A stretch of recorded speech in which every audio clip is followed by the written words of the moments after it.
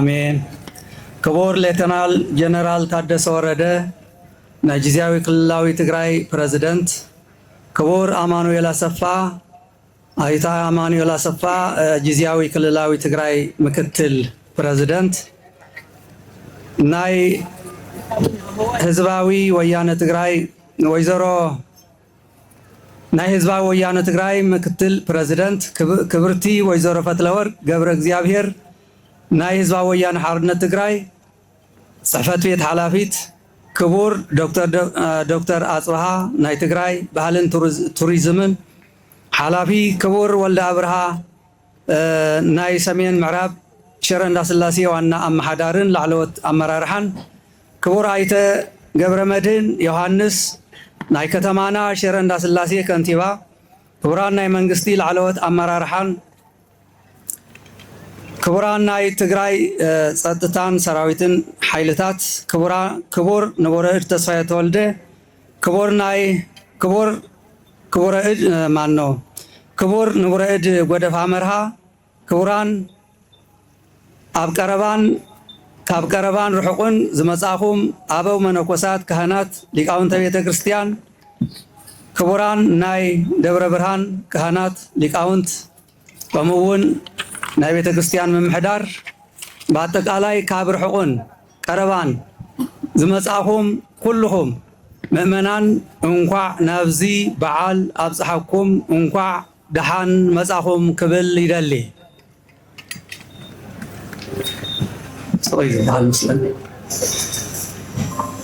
እሺ አዲን አቀርብ ለከ ዘንተ አኮቴተ ዘለዓለም ስላሴ ንዘለዓለም ሰለስተ ንዝኾንካ አምላኽ ምስጋና ነቕርበልካ ኣለና። እዚ ጥቕሲ ዝርከበሉ ጌታ መድኃኔ ዓለም ክርስቶስ ድሕሪ ትንሣኤኡ ን40 መዓልቲ ንቅዱሳን ሐዋርያት ዘምሃሮም ካብ 7 ኪዳናት ሓደ ዝኾነ ኣብ ቅዳሴ እግዚእ ዝርከብ ቁፅሪ ናይ ቅዳሴ እግዚእ 49 እዩ። ዘለዓለም ስላሴ ማለት በዚሑ ናብ 4 ዘይድይብ ውሒዱ እውን ናብ 2 አካላት ዘይወርድ ንዘለዓለም ሰለስተ ኮይኑ ዝነብር ማለት እዩ። ቅድሚ ዓለም ሰለስተ ሎሚ እውን ሰለስተ ዓለም ምስ ሓለፈ እውን ሰለስተ ንዘለዓለም ዓለም ሰለስተ አካላት ኮይኑ ዝነብር ማለት እዩ። ሰለስተ አካላት ክንብል እንተለና ግን ከምቲ ንሕና እንፈልጦ ሰለስተ ሰብ ዘይኮነስ ፍሉይ ሰለስተ እዩ። ፍሉይ ዘበሎ ምክንያት ድማ ቅዱስ ወይ ቅድስት ስላሴ ዝብል ትርጉም እዩ። ቅዱስ ወይ ቅድስት ስላሴ ማለት እዩ። ፍሉይ ሰለስተ ስላሴ ስለ ዝኾነ ንኣብነት ሰለስተ ሰባት ሰለስተ እምበር ሰለስቲኦም ሓደ ኣይበሃሉን። ስላሴ ግን በአካሎም በመለኮት ሰለስተ በመለኮቶም ሓደ ይበሃሉ። ነዚ እዩ ቅድስት ስላሴ ወይ ድማ ፍሉይ ሰለስትነት ዝበሃል። ሰለስተ አካላት ስለ ዝበልና ግን ናይ ስላሴ አካል ከም ሰብ አካል ውሱንን ገዚፍን ጸቢብን ዘይኮነስ ኣብ ኩሉ ምሉእን ሰፊሕን ረቂቅን እዩ። ነንባዕልኻ ምቅያም ምፍልላይን ካብኡ ሓሊፉ እውን ምጉድዳእን ምብትታንን ብተኸታታሊ እንዕዘቦን እንሪኦን ክስተት እዩ። እቲ ካልኣይ ድማ ስምዒትና ተጠቂሙ ወይም ድማ ተቆፃፂሩ ምስ ባዕልናን ምስ ሓውናን ምስ ፈጣሪናን ዘባእሰና ጥንቲ ጸላኢና ሰይጣን እዩ። እቲ ሳልሳይ ስግብግብነት ክፍኣትን ደቂ ሰባት ዘምጽዎ ዘየቋርጽ ፈተናና እና መከራ እዩ። ነዚ ክንሰግሮን ክንከላኸሎን እንኽእል ልብ በሉ ኩልኹም ኣብዚ ዘለኹም። ነዚ ክንሰግሮን ክንከላኸሎን እንኽእል ኩልና ተጋሩ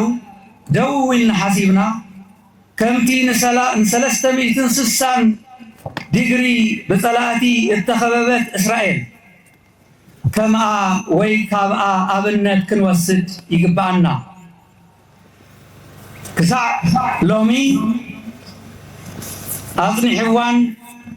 أطني حوازني مسفت آري فقرا هاجران حزبان حدنتان إيو كل إسرائيلاوي دمين عي دمين عدي هيوتي نبرتين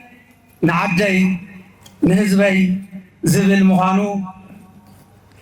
أبزح اللو يهلو نغيحون تقيهون كم زكتاتل كلنا نفلدينا إسرائيل أبزقوانزي نبزو عامتات زتبتاتنون زتسددون زتمزابلون بمبرهتم بورطن النادليت زخفلت كفيلة تسباسبومن تتأخاخبومن نوعدهم نعم ربطهم تمرسهم كمزلا عالم يفلت نحن أول نفلت مرحتنا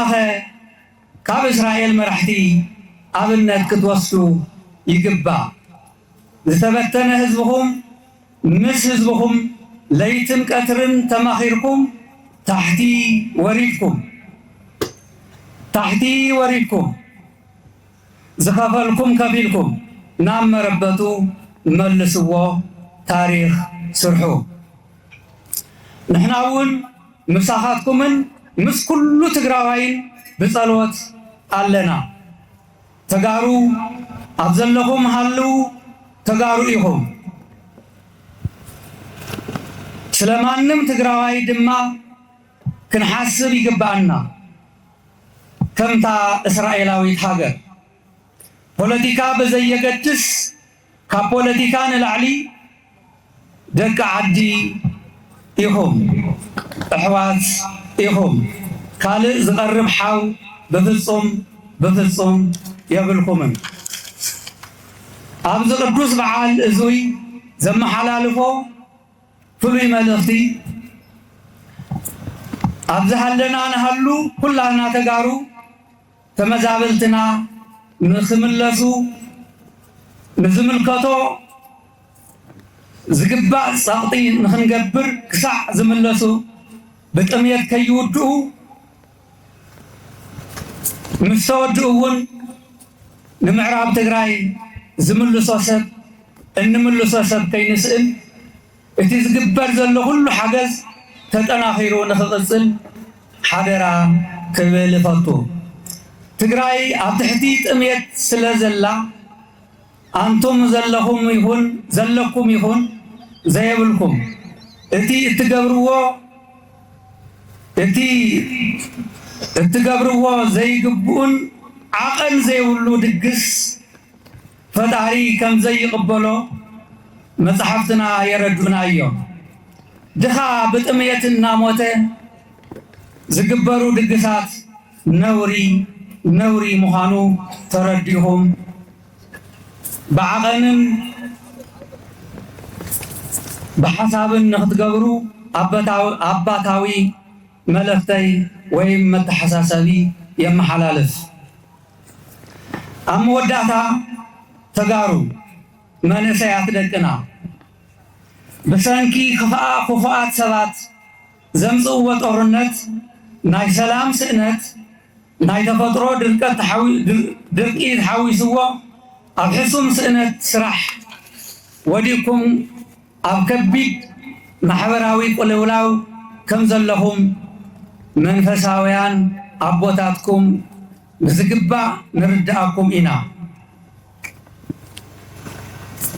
يحلف اللي يخون يوئلكم أبت فتو عدهم هزمهم لغيكم نابزي تفلطوا هاجر نمخاد اتوصلوا ممارسيكن ناب حدقا موت زوسدكم مخانو قدم إلهم زخدو أحواتكم عدد عسان بحرن نايشفاتو تقعتن مخانهم ንስኻትኩም እውን ኣይትስሕትዎም ስለዝኾነ ዝኾንካ ይኹን ኮይንካ ዓድኻ ምስ ህዝብኻ ክቡር ሞት ይበልጽ እንተኾነ ለይትን ቀትርን ናብ ፈጣሪኩም ተማሕፂንኩም ዝረኸብኩምዎ ንእሽተይ ትኹን ዓባይ ስራሕ ዝረኸብኩምዋ ኩላ ሰሪሕኩም ፈጣሪ ባሪኽዎ ሰባት ኣብ ዝበፅሕዎ ዕብየት ከም እትበፅሑ እምነትና ዝለዓለ እዩ ስለዝኾነ ኣጥቢቅኩም ክትሓስቡሉን ኣብ ዓድኩም ኮይንኩም ንሰላምን ዕብየትን ክትመራመሩን ክትሰርሑን ፃውዒተይ የቕርብ ሰናይ በዓል ይኹነልና ይቐኒየለይ